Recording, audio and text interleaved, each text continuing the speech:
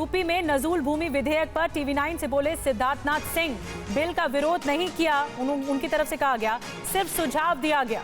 ये सिद्धार्थनाथ सिंह की तरफ से कहा गया। पार्टी सरकार के फोरम पर लोकतांत्रिक तरीके से चर्चा की गई है, ये भी सिद्धार्थनाथ सिंह ने कहा, और सरकार ने मेरे सुझाव को स्वीकार किया है।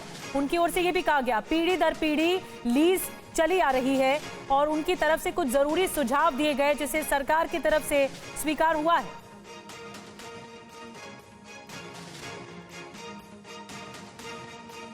नजूल जमीन के विधेयक को लेकर विवाद बढ़ता जा रहा है। विधानसभा में इस विधेयक के सबसे पहले विरोध करने वालों में बीजेपी के नेता सिद्धार्थनाथ सिंह भी रहे। सिद्धार्थ जी, अब तो ये मामला सिलेक्ट कमेटी के पास चला गया है, विधान परिषद में मामला अटक गया है। मैं ये जानना चाहता हूं कि विधायकों के बीच में इस विधेयक को लेकर सत्ता पक्ष हो विपक्ष हो इतनी हाई तौबा क्यों है? ऐसा है, पहले तो आपने विरोध कहा, मैंने कोई विरोध नहीं किया, मैं तो सुझाव दिया। मैं मान लिया सुझाव विरोध में बहुत महीन फर्क मान लिया। नहीं, बहुत बड़ा फर्क है। सुझाव अलग होता है, विरोध अलग होता है। और जब सुझाव दिया तो एक लोकतांत्रिक प्रक्रिया है और चर्चा करके मैंने रखा, ऐसा नहीं है। पार्टी के फोरम पे ही चर्चा करके ही रखा और सरकार के फोरम पे रखा और वो मैंने रखा विषय और सरकार ने उसको एक्सेप्ट किया। तो इसमें मैं ये जानना चाहता हूँ अगर ये कानून बन जाता तो क्या ऐसी आफत आ जाती? नहीं, इसके अंदर कुछ विषय रहते हैं। ये लीज जो है ये पुरानी एक पीढ़ी दर पीढ़ी चली आ रही है और उन लोगों का किसी के पास 60 साल है, कोई 90 साल, ऐसे करके बहुत सालों से चली आ रही है, जब से आज़ादी शुरू हुई, आज़ादी के बाद से। तो उन लोगों को वो बेघर ना हो, तो उन लोगों के विषय में एक जनप्रतिनिधि के होते हुए मैंने ये सरकार के बीच में भी पहले रखा, पार्टी में भी रखा और उसके बाद सदन में रखा और सरकार ने उसको एक्सेप्ट किया कि लीज उनकी एक्सटेंड कर दी जाए।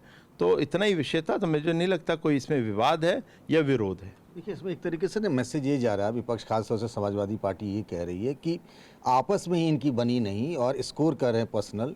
तो ये अगर मामला पहले ही अगर इस पर चर्चा हो गई रहती, पहले ही से देख लिया गया था, लोगों की रायशुमारी कर ली गई है, तो ये लगता है कि सरकार अपने फैसले से यू टर्न ले रही है। अच्छा, जो विपक्ष कह रहा है समाजवादी पार्टी और कांग्रेस, क्या आपके टाइम पे प्रवर समिति को नहीं गया? तो प्रश्न तो आप पे भी उठ जाएगा। तो आप में भी तो गया था।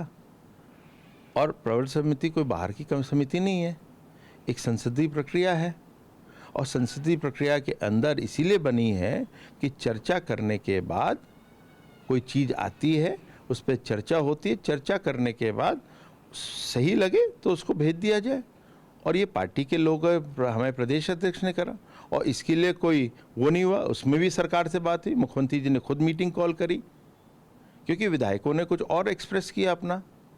वो सब चीज़ सुनते हुए फिर मुख्यमंत्री जी ने बात करी, दोनों डिप्टी सीएम्स को बुलाया, ये भी नहीं कि अकेले कर लिया पार्टी से, प्रदेश अध्यक्ष जी को भी बुलाया, सुरेश खन्ना जी को बुलाया जो पार्लियामेंट्री अफेयर्स हैं, हमारे संसदीय कार्य मंत्री हैं, और उसके बाद निर्णय करा और केशव जी ने स्वयं इसको प्रेजेंट किया। तो ये भी बड़ी बात है, केशव जी ने प्रेजेंट किया क्योंकि जहाँ एंगल आप लोगों का जा रहा है उसमें केशव जी ने ही प्रेजेंट किया था विधान परिषद में और उसको पार्टी के अध्यक्ष ने प्रवर समिति कहा, तो बात प्रवर समिति को चलेगी। इसमें विवाद नहीं है, मेरे को आज तक नहीं समझ आया। एक एंगल ये आ गया है कि बीजेपी की जो सहयोगी पार्टी अपना दल, उसके जो नेता है अनुप्रिया पटेल, उन्होंने कहा कि बिल को ही वापस ले लीजिए, जिन अधिकारियों ने गुमराह किया है उनको आइडेंटिफाई करिए, उनके खिलाफ कार्रवाई करिए। देखिए, मैंने उनका बयान सुना नहीं है तो इसलिए मेरे को टिप्पणी इस पर करूंगा नहीं। तो सिद्धार्थनाथ सिंह को आपने सुना, उन्होंने कहा कोई विवाद है ही नहीं क्योंकि ज्यादा विचार विमर्श की जरूरत पड़ी, इसीलिए प्रवर समिति के पास भेजा गया। लेकिन सरकार के जो सहयोगी हैं वो विरोध कर रहे हैं। नजूल भूमि विधेयक पर अनुप्रिया पटेल का बयान आया है, विधेयक गैर जरूरी है, आम जनता की भावनाओं के खिलाफ है विधेयक, ये बिल, और इस विधेयक को तत्काल वापस लेना चाहिए, ये अनुप्रिया पटेल की तरफ से कहा गया। गुमराह करने वाले अफसरों पर कार्रवाई होनी चाहिए, ये भी कहा गया। आइए आपको विस्तार से बताते हैं नजूल भूमि विधेयक पर अनुप्रिया पटेल ने क्या कुछ कहा है। नजूल भूमि संबंधी विधेयक को विमर्श के लिए विधान परिषद की प्रवर समिति को भेजा गया है। व्यापक विमर्श के बिना लाए गए नजूल भूमि संबंधी विधेयक के बारे में मेरा साफ मानना है कि ये विधेयक न सिर्फ गैर जरूरी है बल्कि आम जनमानस की भावनाओं के विपरीत भी है। उत्तर प्रदेश सरकार को इस विधेयक को तत्काल वापस लेना चाहिए और इस मामले में जिन अधिकारियों ने गुमराह करने की कोशिश की उनके खिलाफ सख्त कार्रवाई भी होनी चाहिए। और इस बीच आपको यह भी बता दें कि समाजवादी पार्टी अध्यक्ष अखिलेश यादव ने नजूल जमीन विधेयक को लेकर योगी सरकार के खिलाफ क्या हमला बोला है, आपको सुनाते हैं, आपको बताएंगे। और उन्होंने जो बड़ी बात कही अखिलेश यादव ने, दरअसल सोशल मीडिया पर एक्स पर पोस्ट किया है।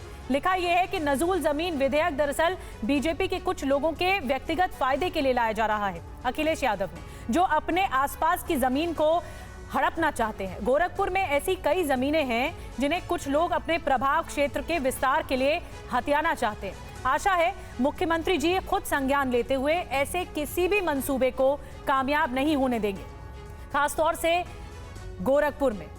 और इस बीच आपको बता दें कि संजय निषाद क्या कह रहे हैं इस विधेयक को लेकर, आपको सुनाते हैं। कि वो ऐसा घुमा रहे हैं कि वोट नाराज हो रहा है। 2027 चुनाव है, 2029 चुनाव है। हम किसी को उजाड़ेंगे तो क्या हमें निषाद पार्टी एनडीए को छोड़ेगा थोड़ी, वो भी वोट काहे को देगा।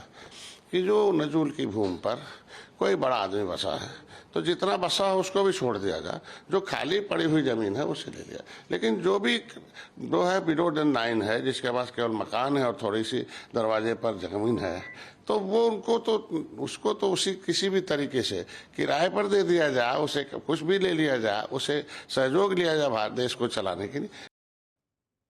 और आइए अब आपको ये बताते हैं कि उत्तर प्रदेश नजूल संपत्ति विधेयक में सरकार ने क्या क्या प्रावधान किए हैं। नए कानून के बाद अब नजूल की संपत्ति फ्री होल्ड नहीं होगी। जिन्होंने फ्री होल्ड के लिए पैसा जमा किया है उनका पैसा ब्याज समेत वापस किया जाएगा।